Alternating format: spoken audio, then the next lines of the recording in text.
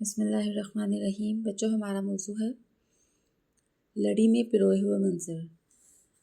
راستے میں حسن ابدال کا پڑاؤ تھا۔ کبھی یہ شہر اتنا دلکش رہا ہوگا کہ مغل مورخ لکھتے ہیں کہ لاہور سے کابل جانے والی شاہراہ پر یہ حسین ترین منزل ہے، مگر آج کے حسن ابدال میں جھرنوں کے شور اور چڑیوں کی چہکار سے زیادہ جو چیز گونجتی ہے وہ سڑک کی دونوں طرف ہوٹلوں کے لاؤڈ سپیکر ہیں، جن پر دن رات فلمی گانے بجا کرتے ہیں۔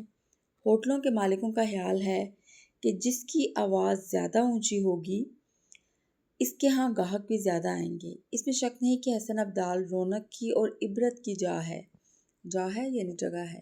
دونوں طرف انگریزوں کے زمانے کے اونچے اونچے درخت، دور تک سبزہ، نالیوں میں بہتا ہوا چشمے کا شفاف پانی، ادھر ادھر پرانی عمارتیں اور مسجدیں۔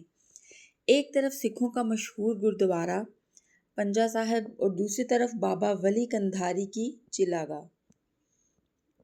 کشمیر کی طرف مڑ جانے والی سڑک پر کسی مغل بی بی کی قبر۔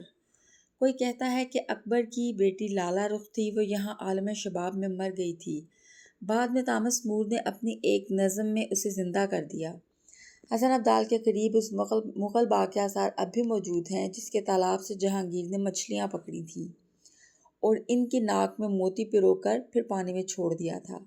یہی وہ بڑی سی چٹان ہے جس کے بارے میں سکھوں کا عقیدہ ہے کہ اسے بابا ولی کندھاری نے پہاڑی کے اوپر سے لڑکا دیا تھا اور نیچے بابا گرو نانک نے چٹان کو اپنے ایک پنجے پر روک لیا تھا۔ چٹان پر نانک کے پنجے کا نشان بن گیا تھا جو آج تک موجود ہے۔ تاریخ کا حساب کتاب رکھنے والے کہتے ہیں کہ جب گرو نانک پشاور جاتے ہوئے حسن ابدال آئے تھے، بابا ولی کندھاری اس سے بہت پہلے نہ صرف حسن ابدال سے بلکہ اس عالم فانی سے کوچ کر چکے تھے۔ پرانی کتابوں میں لکھا ہے کہ 5 انگلیوں کا یہ نشان حسن ابدال والوں نے تراشا تھا۔ حسن ابدال سے آگے بڑھیں تو واہ چھاؤنی ہے، وہاں مغلوں کے دور کی بہت بڑی باولی ابھی تک اچھی حالت میں موجود ہے۔ کسی زمانے میں لوگ ان کے مویشی اور ہاتھی گھوڑے باولی کی سینکڑوں سیڑھیاں اتر کر سیراب ہوا کرتے تھے۔ اب لوگ یہ مشقت نہیں کرتے بلکہ پمپ کے ذریعے سے پانی کھینچ لیتے ہیں۔ وہاں سے آگے سرائے کالا ہے۔ جاتی روڈ پر یہ چھوٹا سا قصبہ ہے جہاں کالے پتھر کی کنڈیاں فروخت ہوتی ہیں۔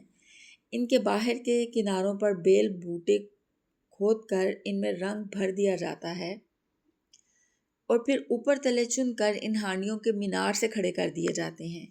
یہی سرائے کالا کی پہچان ہے۔ ظاہر ہے کہ کبھی اس جگہ مسافروں کے لیے سرائے رہی ہوگی۔ جہانگیر نے بھی یہاں پڑاؤ ڈالا تھا۔ اس وقت اس جگہ کا نام کالا پانی تھا۔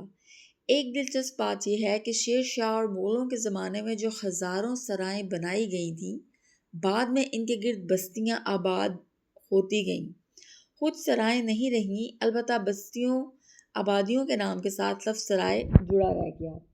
مردم شماری کے ریکارڈ سے پتہ چلتا ہے کہ ہندوستان پاکستان میں کئی سو شہروں، قصبوں اور دیہات کے ناموں کے ساتھ لفظ سرائے لگا ہوا ہے۔ اگر نقشے پر ان تمام مقامات کو لکیروں سے ملایا جائے تو کیا قدیم سڑکوں کا نقشہ خود بخود نہیں ابھرے گا؟ بالکل ابھرے گا۔ جہاں یہ سرائے کالا ہے وہاں سے صرف چند کلومیٹر دور ٹیکسلا کے کھنڈر ہے۔ وہی ٹیکسلا جو ہندوستان کے تاج میں ایسے نگینے کی طرح جڑا تھا جس سے پھوٹ کر گیان دھیان کی کرنیں ایک عالم کو منور کیا کرتی تھی، وہ شہر اب یہیں آنکھیں موندے سو رہا ہے۔ سرائے کالا سے 4 میل آگے مارگلا کی پہاڑی دیوار بن کر کھڑی ہے۔ پہاڑی میں ایک کٹاؤ ہے، لیکن اس دن میں سوچنے لگا کہ اس 25-30 ہاتھ چوڑے پہاڑی شگاف کے راستے ہزاروں برسوں کے دوران میں ان گنت قبیلے، قافلے اور لاؤ لشکر گزرے ہوں گے۔ چین، افغانستان، وسطی ایشیا، ایران اور اشیائے کوچک سے چاہے ایک تنہا مسافر آیا ہو، چاہے ایک لشکر جرار، وہ سب مارگلا کے اس کٹاؤ پر چڑھے ہوں گے اور اوپر پہنچ کر انہوں نے دوسری طرف کا نظارہ کیا ہوگا تو تا حد نگاہ ہندوستان ہی ہندوستان دکھائی دیا ہوگا۔ مارگلا کا یہ تاریخی کٹاؤ ابھی موجود ہے، جسے دیکھنا ہو فوراً جا کر دیکھ لے، کیونکہ پہاڑی پتھر کاٹ کاٹ کر فروخت کرنے والے بیوپاریوں کی جدید مشینیں اس پہاڑی پر اس طرح ٹوٹی پڑ رہی ہیں جیسے کند کی ڈلی پر بھوکی چیونٹیاں۔ بعد میں جب انگریزوں نے گرینڈ ٹرنک روڈ کی تعمیر شروع کی تو انجینئروں نے اس کٹاؤ سے ہٹ کر پہاڑی میں گہرا درہ کاٹ دیا۔ اس سے آنا جانا آسان ہو گیا، البتہ بلندی پر اس سڑک کے آثار ابھی موجود ہیں جو غالباً اکبر نے بنائی تھی تاکہ کابل پر حملے کے لیے یہاں سے بھاری توپیں آسانی سے چڑھائی جا سکیں۔ اس درے کے اوپر پہاڑی کی چوٹی پر نکلسن کی لاٹ میلوں دور سے نظر آنے لگتی ہے۔ دونوں وقت مل رہے تھے۔ میں مری روڈ پر کمپنی باغ کے سامنے کی گلی میں پہنچا۔ یہ گلی میں نے چوتھائی صدی پہلے بھی دیکھی تھی۔ وہی ٹین کی چادروں کا بڑا سا گیٹ، وہی اینٹوں کے فرش والا دالان اور اس کے گرد مطب کے وہی کمرے، مگر اب پورے شہر کی طرح یہ گلی بھی بدل گئی تھی، اور اگر کوئی نہیں بدلا تھا تو وہ گلی میں کھیلنے والے چھوٹے چھوٹے بچے جو تمام عالم سے بے خبر، تمام زمانے سے بے نیاز، آج بھی ہاتھوں میں ہاتھ دیے اپنے کھیل میں مگن تھے۔ میں نے دعا مانگی کہ یہ ہاتھ کبھی نہ چھوٹیں، ہمسائیگی کے یہ رشتے کبھی نہ ٹوٹیں، یہ گلیاں یوں ہی آباد اور ان میں کھیلتے ہوئے بچے یوں ہی شاد رہیں۔ آمین۔ بچوں، آج کے دن ہمارا جرنیلی سڑک کا یہ سفر یہیں پہ تمام ہوا۔ اللہ حافظ۔